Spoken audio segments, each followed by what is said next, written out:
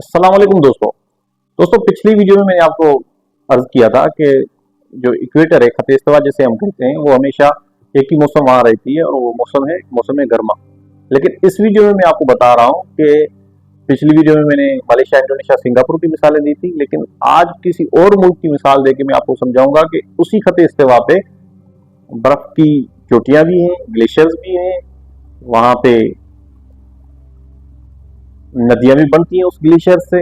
आप कहेंगे ये कैसे मुमकिन है? ये इसी तरह मुमकिन है जैसे सिंध में आप चले जाएं, लाड़काना, दादू, नवाबशाह, वहां पे बहुत गर्मी पड़ती है, लेकिन उसी दादू जिले में एक गोरख हिल स्टेशन है जिसकी ऊंचाई है तकरीबन 2300 मीटर, और वहां पे माइनस में वो चला जाता है सर्दियों में टेम्परेचर वहां का, और वहां पे बर्फबारी भी पड़ती है। तो जो एल्टीट्यूड है, जो ऊंचाई है, वहां पे लाजमन बर्फबारी भी होगी। और 19वीं सदी में जब एक जर्मन सियाह ने साइंटिफिक सोसाइटी वालों को आके बताया कि मैं खत्ते इस्तिवा पे ये पहाड़ियां देख के आया हूँ जहाँ पे बर्फ पड़ी हुई है, तो उन्होंने भी एतबार नहीं किया कि इसे कैसे हो सकता है कि खत्ते इस्तिवा मतलब मौसम गर्मा, हमेशा एक ही मौसम, वहां पे मौसम चेंज ही नहीं होता। याद रहे कि हमारे यहाँ सर्दियां आ रही हैं तो ऑस्ट्रेलिया में गर्मियां होंगी, क्योंकि हम हैं नॉर्थ में, ऑस्ट्रेलिया साउथ में। समझ रहे हैं मेरी बात? इसी तरह चलता रहता है 12 महीने। हमारे पास जो मौसम होगी वहां पे उलट होगी। तो मैंने पहले आपको बताया कि 1 डिग्री नॉर्थ की साइड पे सिंगापुर, उसकी जो लोकेशन है, लेकिन अब जो मैं बता रहा हूं वो साउथ पे है। नॉर्थ उस साइड भी पड़ता है, साउथ इस साइड भी पड़ता है। नॉर्थ पे हम भी हैं, पाकिस्तान भी नॉर्थ में, इंडिया, पाकिस्तान, बांग्लादेश, सब नॉर्थ में।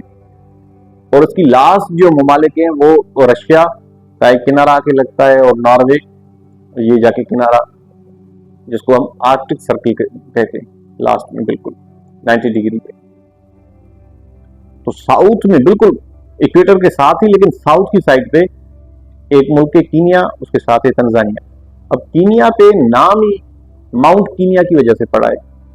पहले ये ब्रिटिश के अंडर थे। याद रहे कि ब्रिटिश ने जिस तरह इंडिया, पाकिस्तान, बांग्लादेश पे हुकूमत की है, इसी तरह ब्रिटिश ईस्ट अफ्रीका प्रोटेक्टोरेट के नाम से उन्होंने ये युगांडा, तंजानिया और कीनिया पे हुकूमत की। तो ये ब्रिटिश ईस्ट अफ्रीका पहले कहलाते थे, तो इन्होंने माउंट कीनिया के नाम पे ही कीनिया का नाम कीनिया रख दिया था। फिर जब 1963 में इनको आज़ादी मिली, इनके बड़े जोमो कीनिया था, जिन्होंने कहा था कि when missionaries came to Africa, they had the Bible and we had the land.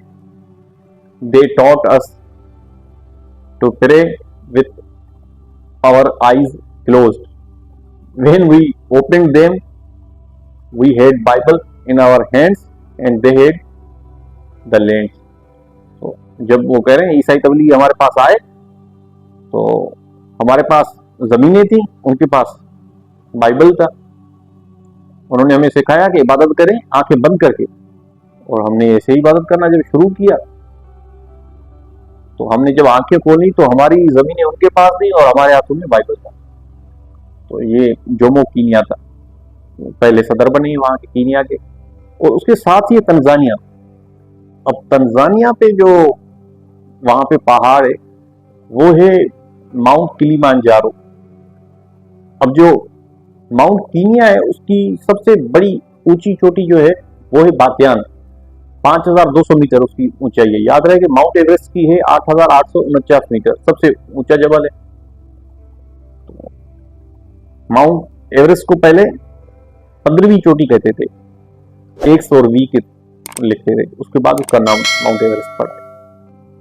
लेकिन ये जो किलिमांजारो है ये अफ्रीका में सबसे बड़ा और ऊंचा जबल है, पहाड़ी है। इसका नाम है माउंट किलिमांजारो। अर्नेस्ट हेमिंग्वे और बहुत सारे लोगों ने इस पे लिखा भी है, आप पढ़ भी सकते हैं। तो वहां पे जो उनकी सबसे ऊंची चोटी है वो है 5900 मीटर। तो जाहिर है इतनी ऊंचाई पे वहां पे बर्फ भी पड़ती है, ग्लेशियर्स भी पिघलते हैं। और ये साउथ में 2 हेमिस्फीयर है हमारे पास, नॉर्दर्न हेमिस्फीयर और सदर्न हेमिस्फीयर। तो ये सदर्न हेमिस्फीयर पे कीनिया, तंजानिया, बड़े खूबसूरत ममालिक हैं। अल्ताफ शेख साहब वहाँ गए, इज अ विजिटिंग लेक्चरर अपनी एकेडमी की तरफ से। तो वहाँ पे जब गए तो वहाँ पे नेशनल डे मना रहे हैं बराक हुसैन ओबामा के सदर होने पे। वो कह रहे हैं कि बराक हुसैन ओबामा हमारे एक बाशिंदे के बेटे हैं, जिसका मतलब बराक हुसैन ओबामा के वालिद साहब का भी यही नाम था, बराक हुसैन ओबामा। तो फिर उसे सीनियर बोलते थे या उसे वन बोलते थे, और इनको टू बोलते थे या इनको जूनियर बोलते थे। अल्ताफ शेख साहब लिखते हैं कि वहां पे ये रिवाज था कि पैदा होते ही ईसाई, कुछ सालों के बाद एथीस्ट, उसके बाद मुसलमान, उसके बाद फिर ईसाई, उसके बाद फिर एथीस्ट। तो ये वहां पे एक नॉर्मल सी बात है। याद रहे कि 2009 में यहाँ पे भी एक रूमर्स फैले थे कि बराक हुसैन ओबामा तो ये मुसलमान होगा और फर्स्ट अफ्रीकन अमेरिकन है। तो अल्ताफ शेख साहब लिख रहे हैं कि ऐसी कोई बात नहीं है, वहां पे ये बातें होती रहती है। हाँ, इनके वालिद साहब मुसलमान हुए थे, फिर एथीस्ट हो गए थे, फिर क्रिश्चियन हुए थे, और शादियां भी वहां पे एक फ्यूडल सिस्टम में, कबायली निजाम है, ट्राइबल सिस्टम है। तो ट्राइबल कल्चर का ये वहां पे एक फोबिया होती थी कि बहुत सारी शादियां, मतलब बहुत अमीर और लैंडलॉर्ड और बड़ी ताकतवर शख्सियत का मालिक। तो बराक हुसैन ओबामा सीनियर ने वहां पे एक शादी कर ली थी, फिर अमेरिका पढ़ने आए तो वहां पे दूसरी शादी कर ली। फिर जैसे ही प्रेग्नेंट उनकी घरवाली हुई, जो उनके साथ ही पढ़ती थी, तो उनको छोड़ छाड़ के वापस आ गए। फिर यहाँ पे तीसरी की, फिर चौथी की, फिर एक कार एक्सीडेंट में एक टांग टूट गई, फिर दूसरे में दूसरी टूट गई, फिर तीसरी, और आखिर में ऐसे ही एक कार एक्सीडेंट में फोत भी हो गए। लेकिन ये जो प्रेसिडेंट रहे बराक हुसैन ओबामा, इन्होंने अपनी ऑटोबायोग्राफी में भी वालिद साहब का जिक्र किया है। लेकिन वहाँ के प्रोफेसर कह रहे हैं कि हमें नेशनल डे मनाने के बजाय इंडोनेशियन को मनाना चाहिए। तो अल्ताफ शेख साहब पूछ रहे हैं उनको क्यों मनाना चाहिए भाई? कह रहे हैं ये वहाँ पे रहे भी हैं, वहाँ की लैंग्वेज भी बोल लेते हैं, और इनकी जो मदर है उन्होंने जो जब दूसरी शादी की थी तो वो इंडोनेशियन थे। तो बाद में वो इंडोनेशिया गए, वहाँ पे रहे भी हैं, वहाँ पे पढ़ाई भी की है, बाद में वापस अमेरिका में अपने नाने और नानी की तरफ लौट के आए थे, और वहीं पे बाद में तालीम हासिल की थी बराक हुसैन ओबामा जूनियर ने। तो ये है बराक हुसैन ओबामा की किस्सा है मुख्तसर। आगे चलते हैं। आगे ये है कि ज्योग्राफी का तो मैंने आपको बता दिया, लेकिन वहां पे जो हमारे इंडियन थे, बड़े सगीर के लोग, इवन हमारे साउथ एशिया के जो भी लोग थे, वो ईस्ट अफ्रीका का जो मशरकी इलाका था, वहां पे सदियों से आना जाना उनका लगा रहता था। यहाँ से गर्म मसाले ले जाते थे, वहां से आज जो हाथी के दांत हैं, गुलाम, कपड़ा, ये कारोबार एक दूसरे से उनका चलता रहता था। यहाँ से हमारे बोयरी, आगा खानी, इस्माइली, सिंधी हिंदू, गुजराती, काठियावाड़ी, मेमन, ये सब कौमें यहाँ से, इवन पठान, पंजाबी, सब जाते थे। फिर लिखते हैं कि नैरोबी शहर, जो आजकल कीनिया का कैपिटल है, उसका कैसे वजूद आया, क्योंकि वो पुराना शहर नहीं है, मोम्बासा पुराना है, युगांडा के कंपाला और दूसरे शहर हैं दारुल सलाम, ज़ेंज़िबार। क्योंकि आपको याद रहे कि ओमान का जो कैपिटल था वो बाद में दारुल सलाम बना था एक वक्त में, क्योंकि ये जो बलोच आपको वहां बहुत मिलेंगे, बलोचों की तीसरी, चौथी, पांचवी नस्लें, क्योंकि बलोच ओमान में भी रहते हैं। तो बलोच जब यहाँ से ओमान का कैपिटल शिफ्ट हुआ दारुल सलाम, ज़ेंज़िबार, तो वहां अपने साथ लेके गए थे सारे बलोचों को। वहां पे आपको तकरीबन गुजराती, बोहरी, आगा खानी, इस्माइली, सिंधी, हिंदू, ये सब मिलेंगे, और उनकी तीसरी, चौथी नस्लें। तो अल्ताफ शेख साहब लिखते हैं कि जब हम 70s में हमारा जाना हुआ 1968-69 में, तो ये वो दौर था जब सुएज कैनाल बंद था। सुएज कैनाल बंद होने का मतलब है कि अगर आपने जाना है यूरोप, तो आपने अफ्रीका पूरे को विजिट करके Cape of Good Hope cross करके फिर वापस आपने जाना है। सुएज कैनाल बंद था, सुएज कैनाल आप क्रॉस नहीं कर सकते, तो हमारा आना जाना लगा रहता था। 62-63 में ये सारे ममालिक आज़ादी इन्होंने लिए। अब यहाँ पे इंग्लैंड की हुक्मरानी थी। तो लिखते हैं कि यहाँ पे औरत का जो किरदार है, वहां पे फीमेल जेनिटल सर्कमसीजन बहुत होती हैं, वहाँ पे बीमारियां भी बहुत हैं, लेकिन फिर भी उन्होंने बहुत तरक्की की थी। जब नैरोबी का वजूद इस तरह आया कि नैरोबी से पहले मोम्बासा से कंपाला तक, अब कंपाला है जोहरान ममदानी साहब के वालिद साहब का शहर, आप गूगल करेंगे तो आपको मिल जाएगा, प्रोफेसर महमूद ममदानी साहब का। तो कंपाला तक उन्होंने रेलवे लाइन बिछाने के लिए किया। तो जब नैरोबी जो था वो 1800 मीटर ऊपर ऊंचाई पे एक जगह थी, वहां से नदी भी क्रॉस करती थी, मौसम भी अच्छा था, सब्जा था, तो वहां पे इंजीनियर और मजदूर वगैरह, मजदूर सारे यहाँ से सब कॉन्टिनेंट से मंगवाए थे ब्रिटिश ने। उसमें सिख थे, उसमें पंजाबी थे और पठान थे, मतलब जो ताकतवर लोग थे यहाँ से बुलवाए थे।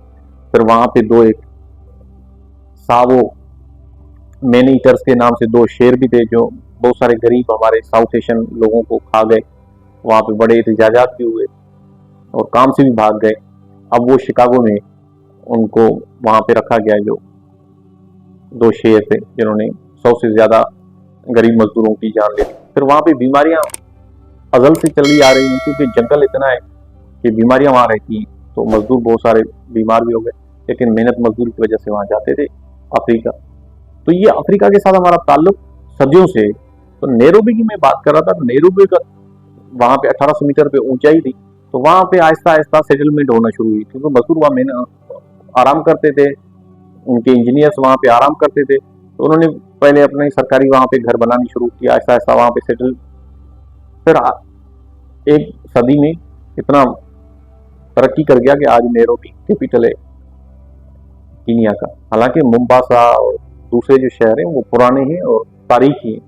फिर लिखते हैं कि इंडियन फिल्म्स की वहां पे शूटिंग बहुत होती थी, आजकल तो ये यूरोप भागते हैं, लेकिन पुराने दौरों में मोम्बासा बहुत ही खूबसूरत था।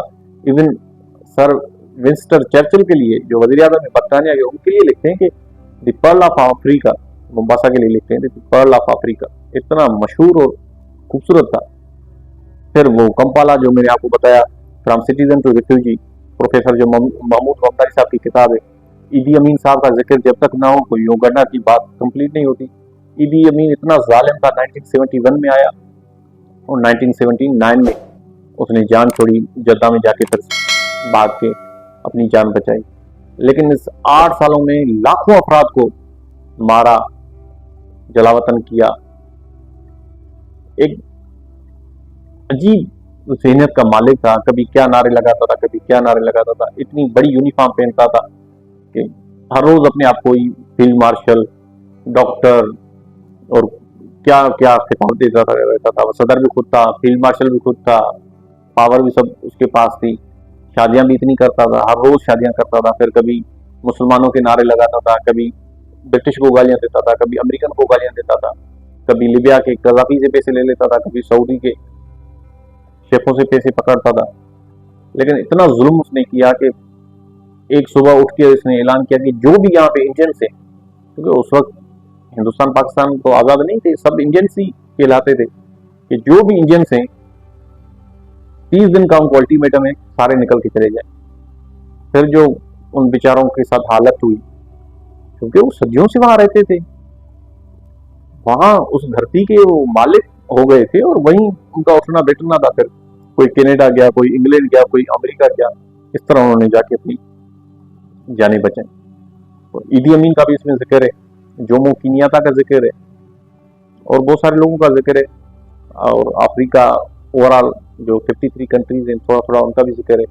वहाँ की औरतों की के लिए क्या क्या वहाँ पे प्रोवर्ब्स हैं, क्या कहा जाता है उनके लिए, वो सब इसमें है। तो ये किताब आपको ऑनलाइन अगर सिंधी में पढ़नी है तो sindsalamat.com, सुलेमान वसान साहब जैसे बाज़ों शख्स ने एक इदारा कायम किया हुआ है, ऑनलाइन आप पढ़ सकते हैं। और अगर उर्दू में आपने पढ़नी है तो उर्दू में वेलकम बुक पब्लिकेशंस वालों ने अल्ताफ शेख साहब की बहुत सारी बुक्स पब्लिश की हुई हैं, ये भी उन्होंने पब्लिश की हुई है, आप पढ़ सकते हैं। ज्योग्राफी पढ़ें, हिस्ट्री पढ़ें, और अगर आप सीखना कुछ चाहते हैं अफ्रीका से तो ये किताबें पढ़ें। आपको लगेगा कि हम अपने मुल्क की जो आज हालात हैं वो पढ़ रहे हैं। और अगर अल्ताफ शेख ने खुद भी लिखा है कि अगर हमने भी आंखें नहीं खोली तो हमारा भी अफ्रीका जैसा हाल हो जाएगा। जो एक दिन खूबसूरत था पल अफ्रीका जिसको वजीर आजम बरतानिया कहते हैं, वो आज क्यों पीछे हट गया, क्यों तबाही के किनारे पे आ गए। हालांकि उनके पास गोल्ड है, उनके पास डायमंड्स है, उनके पास क्या कुछ नहीं है, लेकिन एक दूसरे से लड़ते लड़ते लड़ते खत्म हो गए। उम्मीद है ये मुल्क हमेशा कायम दायम रहेगा और हम हमारी आने वाली जनरेशन इसकी नदियों का पानी पिएंगे और हमेशा सही सलामत रहेंगे, इस मुल्क की हिफाजत रहेगी। लेकिन तारीख से हमें सीखना चाहिए, हमने तारीख से नहीं सीखा, इसलिए हम इस मुकाम पे हैं। तो मुझे उम्मीद है ये वीडियो आपको पसंद आएगी। मिलते हैं नेक्स्ट वीडियो में। Thank you so much.